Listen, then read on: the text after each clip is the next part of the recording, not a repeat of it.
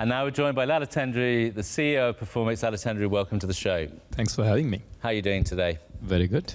Okay, I've realised here that we've just sort of dived into Facebook and the rest of it. What I'd love you to do, I mean, you ran McKinsey Labs, you're a veteran at TCS. You've been around in a nice way, right? Just give us a sort of 30,000 feet view of kind of where social media actually fits in with digital. I think this is where the future is.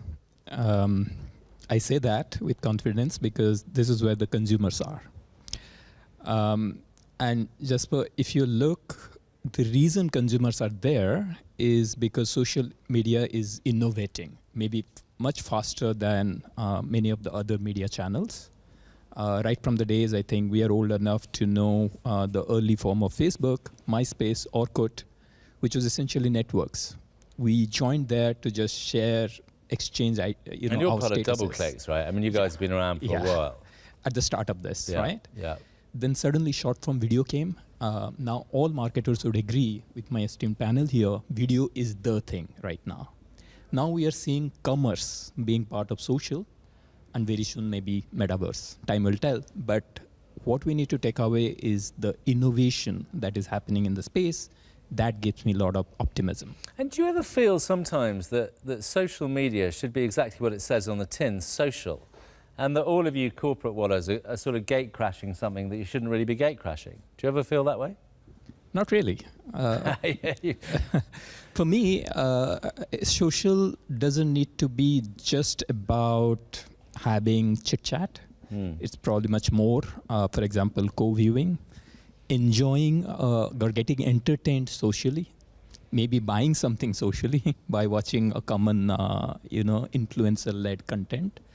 So it is what it is because people have started to adopt those behavior that is kind of expanding the purview of social.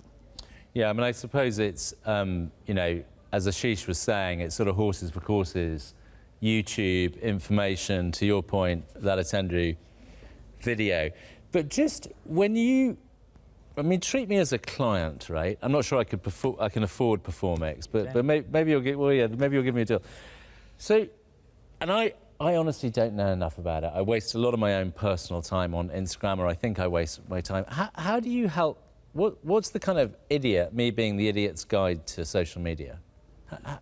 How do you think about it? First of all, you are not. Yeah, because you're a user, as you told me, of social media, so it is as intuitive as that. I think for brand leaders like yours, the most fundamental thing that brand leaders need to understand is the marketing funnel on social media is inherently different from what you used to have in offline media. Let me give you an example. In mainline media, you used to do awareness campaigns on TV or print. Then you would do some, offline events to do engagement, route traffic to your store.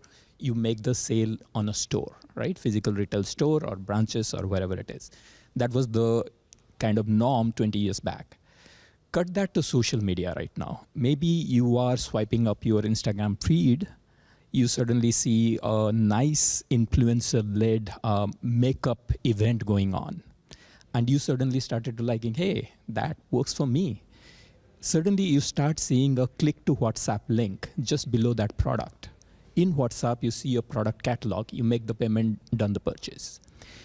What you saw in this is the traditional funnel is getting fused into a shopping event right there. It's all getting linked up. Exactly. Okay. And that's the beauty of social media, and that's how I would say all brands need to see each interaction in social media as a potential transaction opportunity. I see. So social media on its own is a kind of funnel, if you like, and everyone's invested to engage people, and now they're trying to plug in different tools and techniques. And if you cast your mind forward a bit to Web 3.0, and you're uniquely qualified to talk about this, what are we going to see happening in Web 3.0, blockchain, NFT, all of this? Yeah. No, this is an interesting space, but there's a lot of misconceptions. So if you indulge me for 30 seconds, let me just set this right. Web 3 is a set of technologies, right? It is blockchain, it is crypto, it is smart contracts. The application thereof is a NFT or a metaverse or so on and so forth. Metaverse was an ambitious idea. We now have Facebook as Meta and so on and so forth. Time will tell how much metaverse is going to get accepted, but the underlying technologies are real. Blockchain is getting adopted in financial services for international payments. Smart contracts are already there, right, in terms of advanced banking or financial products. And crypto is already there in terms of security. You talked about identity. Crypto is one of the enabler of identity. So Web 3.0 is already here. The further social applications of that, be it metaverse or NFT, some time to go. And in that sense, do you kind of remain optimistic about, I mean, if social media to an extent is like the wellspring, right? And we all remember we were engaged by MySpace and then, Facebook version 1. Do you remain optimistic about social media, or do you think it will sort of fall away? Or how do you see it changing, if at all? I think social media is going to stay. That's because there is an inherent need of humans to engage, interact. Whether I'm interacting with a real person or virtual, I don't know, but I need to interact. So therefore, social media is going to stay. But in what shape and form, I think that would depend on the technology and the adoption, the convenience, and the experience that platforms deliver. Okay, so, I mean, nobody knows, that's quite right, Lalatendu, but everyone has been quietly dodging the question around, is this thing bad or good? Right? I saw Tom Hanks the other day. He was asked, does he do Instagram? He said it's a massive time suck and bad for you. Yeah. Where do you stand on this? Because I appreciate it's neither good nor bad, but where do you stand on this? I think social media is good for a discerning audience, but for younger children and all, I think we need to have some kind of regulation on the content that goes in.